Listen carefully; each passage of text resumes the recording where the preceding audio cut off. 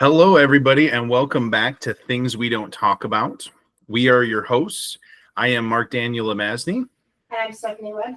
Thank you so much for coming back with us. This is episode 4, and we're going to be continuing on a topic that we covered on the last episode, which is what is a U.S. citizen? So we opened the door in the last episode. We're going to go a little bit deeper into that today and look at how that definition changed after the ratification of the 14th Amendment. On a quick little sub note, there is some controversy as to whether the 14th Amendment was effectively ratified. We will cover that in more details in another episode. But to grasp this information, we need to go back. We need to go all the way back to one of the most important and controversial cases in all of United States history, and that is the Dred Scott V Sanford case, which is 60 U.S. 393, and I believe it was an 1850s case. I have it pulled up. So let me get that pulled up real quick. 1857, I believe. Absolutely. It was 1857. So, alrighty, guys. So when you look at Dred Scott versus Sanford, this centered around citizenship and rights of enslaved people, ultimately ruling that African Americans, whether freed or enslaved, were not considered citizens and therefore lacked the right to sue in federal court. All right. I would definitely suggest you go back and read the case and look at all the instances that were going on with this, because more or less what it came down to is that Dred Scott was trying to find work. You know, he's a freed slave, but he can't actually find work because of his citizenship status. So he's trying to do that, and he's going to all these different places, and they're like, well, I can't help you. You're not a citizen. I can't do this for you. You're not a citizen. You don't have the things that you need in order to lawfully work. So this was his kind of way of saying, well, I have to be able to sue this and try and get, whatever, compensation and damages that he can, ultimately to find out that because of his citizenship, he can't sue anyways. So, yeah, that's pretty frustrating. I can definitely imagine, I'm just out here living my best life, trying to solve problems, and I'm being met with nothing but hurdles. Very, very frustrating. You have the right to your property and, your hard labor, is your property, then you know, why can't I sell my labor and make some money and support myself and have the right to freedom and liberty and all of that? That's very frustrating. Right. So at that time, though, it was just like the transition from 3/5 of a person to the 14th Amendment. There was so much that needed to be figured out and worked out at that time. And that's just kind of what we're going to go over today. Different rulings and different case laws. Right. Absolutely. So, guys, the court ruled that there are some people, though living within the United States, that do not fall under we the people of the United States Constitution. So I would say that that's something that's discussed all the time. I hear this, weekly. We the people this, we the people that, we the people that. Well, how about it's this simple? If you are a U.S. citizen in today's post-14th Amendment, you are not a member of we the people, period. I'm not sharing an opinion. I am sharing a fact. If you classify yourself as a U.S. citizen post the 14th Amendment, you are not a member of we the people. You are, in fact, a person and not we the people. So since they are merely persons under the law and you're subject to its control but not its authority, then you don't have any standing to bring cases. So this is where the phrase status and standing comes in, is you must actually have the ability to bring forth a claim, and you would do that through your status and standing from a legal aspect. So if you don't have status and standing, then you can't bring a claim anyways. The best example I could give would be, I'm in Kent County, Michigan. So Ottawa County is not allowed to bring charges against me in Kent County. They don't have the status and standing to do that. But if I go to Ottawa County and commit a crime, then the Ottawa County Sheriff could arrest me, detain me, and bring charges against me. But they are not allowed to do that in Kent County. If that makes any sense. All about jurisdiction. Yeah, it's all about jurisdiction. That's what it comes down to. So this is what ultimately was definitely revered from this decision, is that there is a very distinct difference between we the people and persons.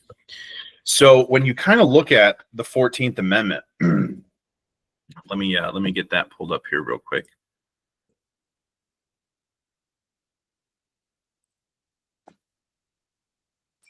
So Section 1, all persons born or naturalized in the United States and subject to the jurisdiction thereof. This is really the most key phrase of the entire 14th Amendment, and subject to the jurisdiction thereof. That's really what we're talking about. And it's not even about race at all. This entire thing has nothing to do with black, white, Hispanic, Asian. That's not a relevant factor. So please don't use that as an argument. This is somehow based around racism, because it's not based around racism at all. Literally a plain old white person in 2025, if he or she identifies as a U.S. citizen, they fall under this category. It's just that simple.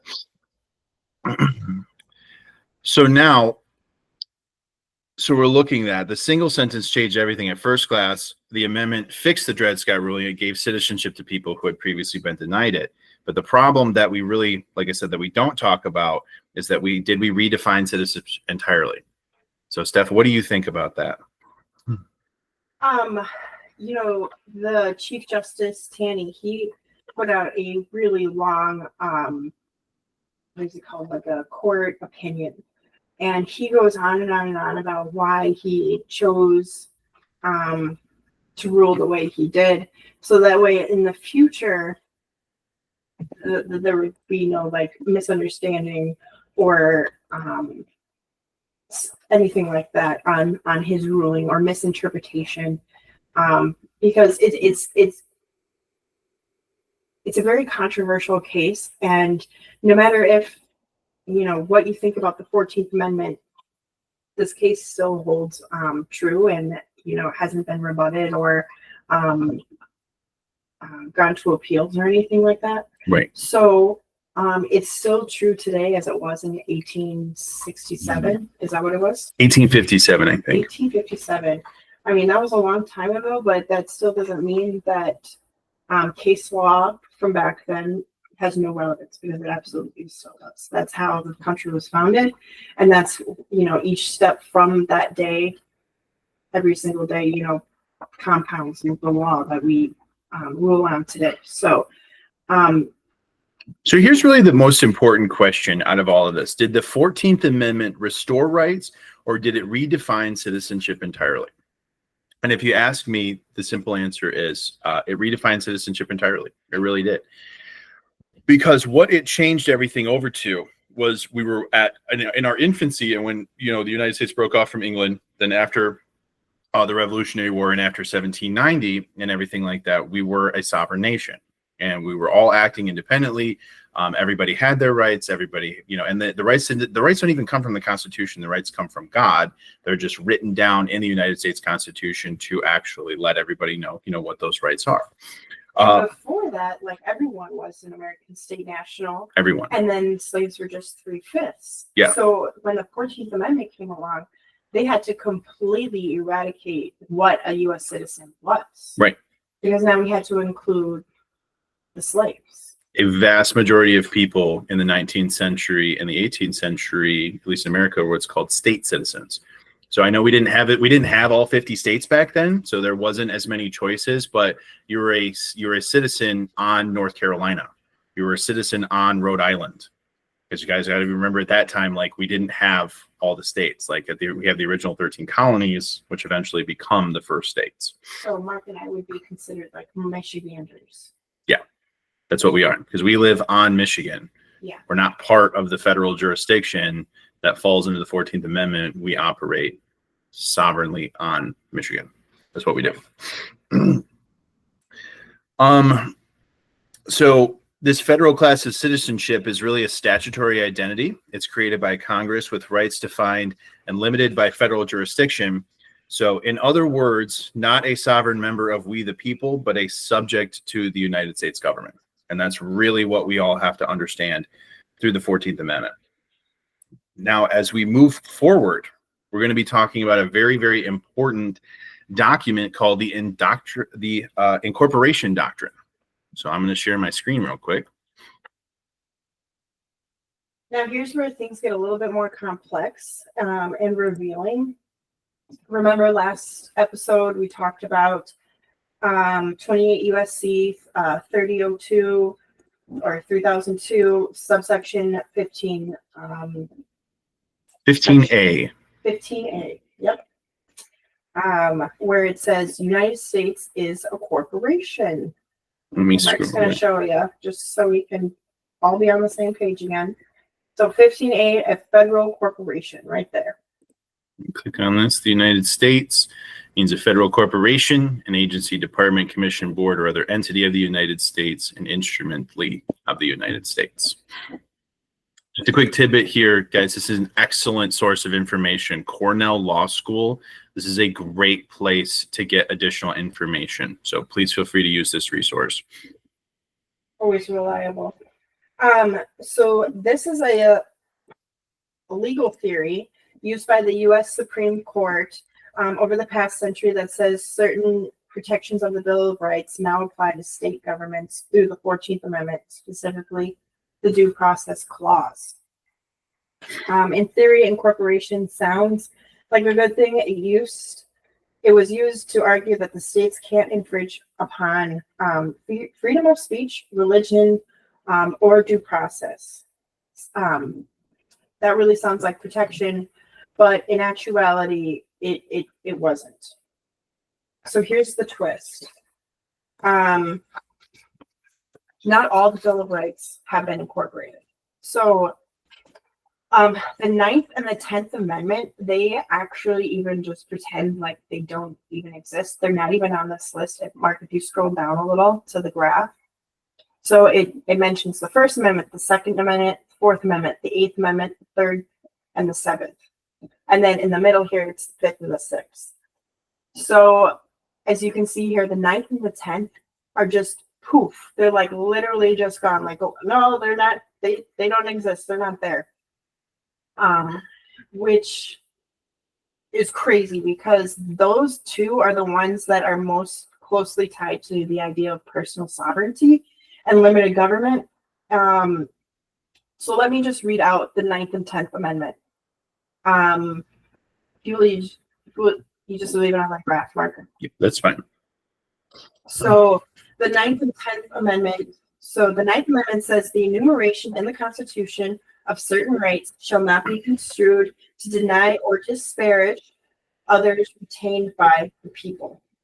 So the reason that that's written so broadly there, everybody, is that you have to think about in the infancy of something, and we're coming out of such a tyrannical situation with the problems we were having with Great Britain that it's like, hey, we cannot be specific on how we write things, but we do have to say that the enumeration in this Constitution of certain rights shall not be construed to deny or disparage others. So what that essentially means is, hey, I'm human. I could forget something important. So it doesn't matter that I didn't write it down. It's going to be covered under these other amendments to kind of like as a cloud base say, hey, this is where your rights really are. Yeah. Mhm. So disparage, if you actually look it up, it's to regard or represent as being of little worth. So it's just saying that we can't be treated as of little worth. Exactly. That, we have substance and we have rights.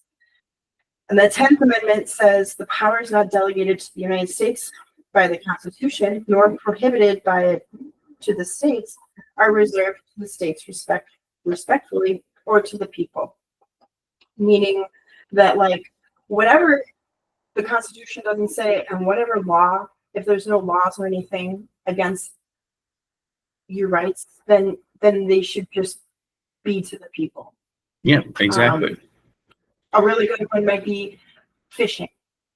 I know that people have had to get permits, but again, we touched on that. Permits need permission, and American state nationals or state citizens don't really need to have permission. Yeah, because we live on the land. Why would I need permission to feed myself or my family? If I have the right to life, liberty, and pursuit of happiness, why would I need to ask anyone to feed myself or my family? I think it's a great question. But as you can see, they didn't like those two amendments, and they just have completely decided that they don't exist, even though they definitely do. I find this part of the Incorporation Doctrine to be very intriguing. As a note, the 9th and 10th Amendment have not been incorporated, and it's unlikely that they ever will be. The text of the 10th Amendment directly interacts with state law, and the Supreme Court rarely relies on the 9th Amendment when deciding cases. I think that that's two very weak reasons to deny people their God-given rights. Mm-hmm. Okay. Yeah, absolutely. And if you go up, sorry, Mark. Yep, that's fine. But as you can see, oops, can I just see the graph? All the way up? No, I just want to see the graph. Just the graph. Okay. Yep. Fully incorporated the First Amendment, the Second Amendment, the Fourth Amendment, and the Eighth Amendment, meaning you have those amendments fully available to you. But here's where the truth part comes in. So there's partial incorporations, the Fifth Amendment and the Sixth Amendment. The right to indictment by a grand jury has not been incorporated. Usually that's for state citizens criminally, any kind of criminal procedure for a state citizen. That's why it's not incorporated. And that's why U.S. citizens don't have that right. Yes. In the Sixth Amendment, the right to a jury selected from residents of crime location has not been incorporated. And then another one that hasn't been incorporated at all is the Third and the Seventh. So if you scroll down a little, the First Amendment fully incorporated. It even shows like the case law in which it was used to decide on these cases. Guarantee against the establishment of a religion, free exercise of religion, or I'm sorry, yeah.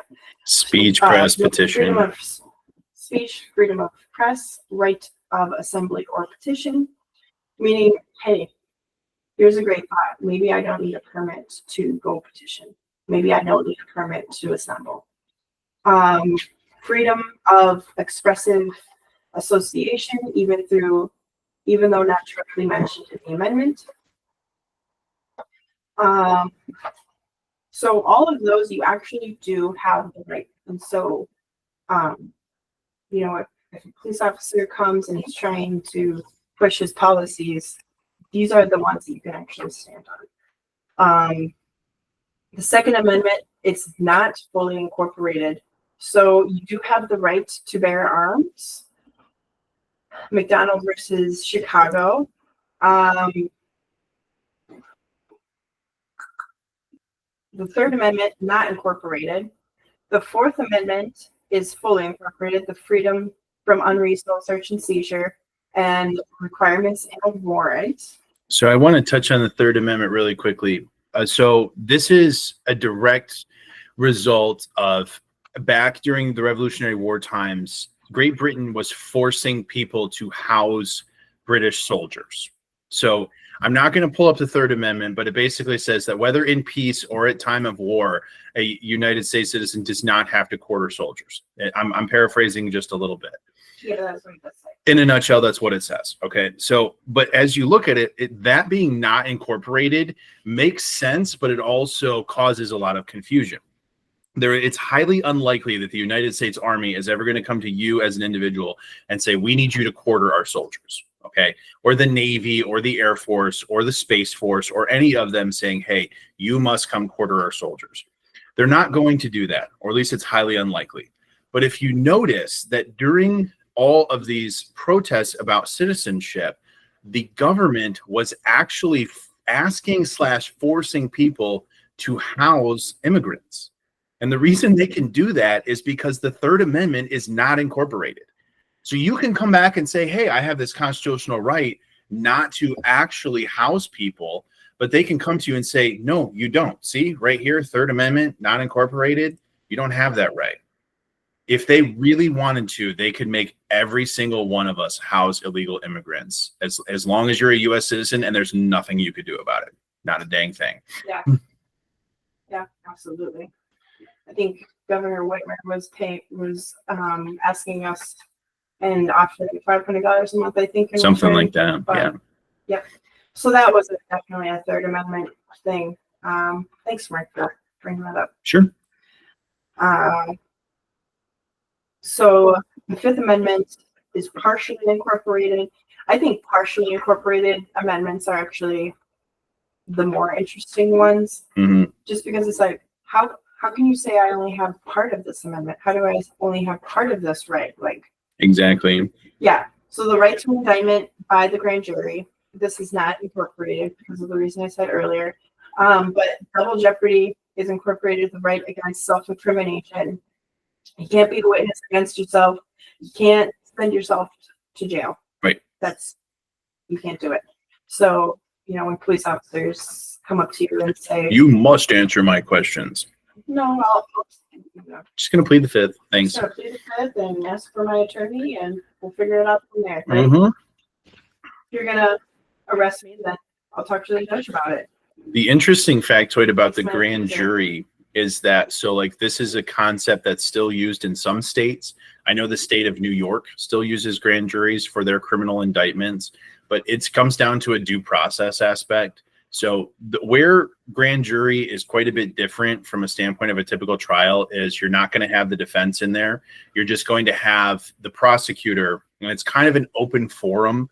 Like, you're going to have people come in, and these are witnesses, and then those people are going to discuss what they know or what they saw or what they believe to be true. Yes, you can commit perjury during grand jury proceedings. You can. So it does matter what's being said, but you don't have a judge present and you don't have a defense attorney present. So that's going to be the big differences. And then after the evidence is presented to the grand jury can return an indictment or they can return no indictment. And during those proceedings as well, the grand jury can ask questions. Whereas if you look at, say, a civil or a criminal proceeding, the jury box is not allowed to ask direct questions. That's a major difference. But we all love talking about due process. I hear a lot about that. So they're saying right here that one of the major aspects and one of the major parts of due process, they just threw it away like yesterday's garbage. Nope, you don't need a grand jury. It's fine. The state can decide this for you. The judges can decide this for you. The district attorney can decide this for you. We're not going to have we the people decide it for you. Right. The Sixth Amendment also partially incorporated. So if you go down, it was the very bottom right here. The right to juries selected from residents of the state and district where the crime occurred. So that just means that they can pick the jury from anywhere. Yep. So it can be, if your case has something specific to the location, or this is normal around these parts, somebody from another town might not know and might not get the nuances there. And so that's kind of why that's a big deal.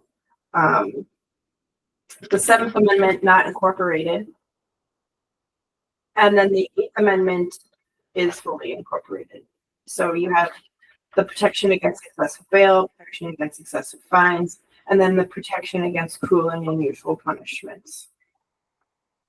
One of the things that I would love to see in all of our systems is that if there is a person who is taken to jail and the charges are ever dropped or dismissed, I think that we should actually be bringing police officers in and we should be charging them with kidnapping. Because how can you, a police officer, take me away, claim that there are charges, so you must have evidence of these things in order for you to make a lawful arrest in the first place. So if the case gets dismissed, why are police officers not facing kidnapping charges? This is an actual legitimate question we should be asking ourselves, because you do not have the authority to just detain and arrest people because you feel like it. There has to be actual victims. There has to be actual crimes. And reasonable articulable suspicion. Yeah. So that's a big one. If you don't, and you ask the cop, well, what is your reasonable articulable suspicion? Right. And they just don't even tell you and they arrest you. Absolutely. They should be. That's kidnapping. That's kidnapping. Exactly. Because what's supposed to happen, supposed to being the key word, is that you're supposed to be brought in before a magistrate immediately. So there's supposed to be corpus delicti, and you're actually supposed to be brought into a magistrate. These things aren't happening during regular booking proceedings. So that's already an issue. But then if you actually look back on the greater issue at hand, is the police officer is signing an affidavit saying that they have evidence to these crimes, and then the case is being dismissed. So how can that work? How can you have evidence of a crime and then, oh no, I'm just not going to prosecute, or there's not going to be a deal? But then how do you not have kidnapping? Like, that's kind of how I walk these things back, to where I'm like, okay, like, that's fine. If I did in fact commit a crime and I was caught and there were witnesses and there was video evidence, like, and there's a mountain of things staring back, okay, fine, I'm guilty. Right, you're disrupting my freedom and my liberty by Yeah. detaining me. Exactly. And then it's just going to be. So what? So I'm going to dismissed, lose and my it's like, job, okay. lose my house, lose all of my things because a cop had his suspicion? That's not good enough. And police officers should be facing kidnapping charges. Or at the other end of the spectrum, on a civil aspect, 42 USC 1983, that's where we can sue people civilly. It's not just law enforcement, it's FBI agents, it's judges, it's city clerk's office, anybody who works in the public. If they don't do their job, it's a 42 USC 1983 case. That's the civil aspect where we have the power. The criminal aspect, which is 18 USC 241 or 242, that's where we would actually have to work with district attorneys or the attorney general in order to bring forth a criminal charge. But only they can do that. We don't have the authority to bring forth criminal charges. Right. Okay, so kind of getting back to it a little bit, but so these two amendments, especially the 9th and 10th Amendment, they're treated as if they don't exist under the Incorporation Doctrine. So the really big question is, because of the 14th Amendment and the citizen of the United States, is this legal construction or is it under the federal it's under the federal jurisdiction, it's not above it. So again, kind of going back to what I first said in the very beginning, if you are a U.S. citizen post 14th Amendment, that person must now accept that they have decided for themselves. Yes, you have decided for yourself that you are not going to have the rights afforded to you under We the People. You are gifted the privileges that the United States or the federal jurisdiction, the rights that they give you, which are basically just privileges. Absolutely. So if their rights, can they be revoked? Mm-hmm. If their rights, can they be not incorporated? And so this is frustrating when you say, I have rights. You're trampling on my rights. But like in actuality, what people don't understand is you might not have that right. And just because it's written down, it's really depends on your status, your jurisdiction. Yep. And which document or doctrine are you living your life off of? What's your status and standing? Do you actually live by the Constitution, or are you a U.S. citizen and you live by codes and statutes? And so then you live by the Incorporation Doctrine, in which not all rights pertain to you. That's really what we wanted to dive deep on today. How to exercise your rights and what rights do you actually have? I mean, this Incorporation Doctrine, I had no idea about it when I was a U.S. citizen until just recently. And when I read it, it blew my mind, because my whole life I'm like, yeah, I have the Bill of Rights. Well, right, exactly. And so I was watching something yesterday on social media, and it really bothered me. So there was a guy who got pulled over, and he apparently when he was driving past, he had flipped off a police officer. So stuck his middle finger up as a police officer as driving past. So after he was pulled over, the person who was pulled over finally asked the officer and said, "Why was I pulled over?" And the police officer said, "You committed disorderly conduct by flipping me off." And the gentleman goes, "Officer, sir, the Supreme Court has routinely ruled that flipping off police officers is protected under free speech." And the officer's response was, "I don't give a shit what the Supreme Court says. This is the state of North Carolina." When I think about what that man just said, what he's really saying is that he is the ultimate authority on what free speech is. And I don't think it's actually up to any man, woman, or child to decide what free speech is. And to even walk down that road for him to make this type of accusation is just unconscionable, in my opinion. So when I see something like this, the first thing that comes to my mind is that, hey guys, we don't have rights anymore. Okay? How can I argue that I have the right to free speech, yet I am traveling down the road and some police officer can stop me because of that? It's ridiculous. And if that is in fact the case, then I don't have the rights. I have the privileges that the United States awards. Yeah, and anything that's a benefit that the United States gives you is not for your benefit. Yeah, it's just not for your benefit. It's not, yeah. Yeah, exactly. So, my point within all of this and looking back on all of this information, so like what we've kind of talked about today, we've gone through Dred Scott, we've gone through persons versus we the people. We've again looked at the first section of the 14th Amendment. No, we did not look at sections 2 through 5. None of that was really relevant to what we were talking about today. So that's why we didn't go over that in more detail. And then we also looked at the Incorporation Doctrine and how that kind of pertains and whatnot. So I can definitely understand where this might be a little bit interesting. This might have kind of say, hey, what is this? What does this all really mean? And guys, I'm going to emphasize this one more time because this is really what it comes down to.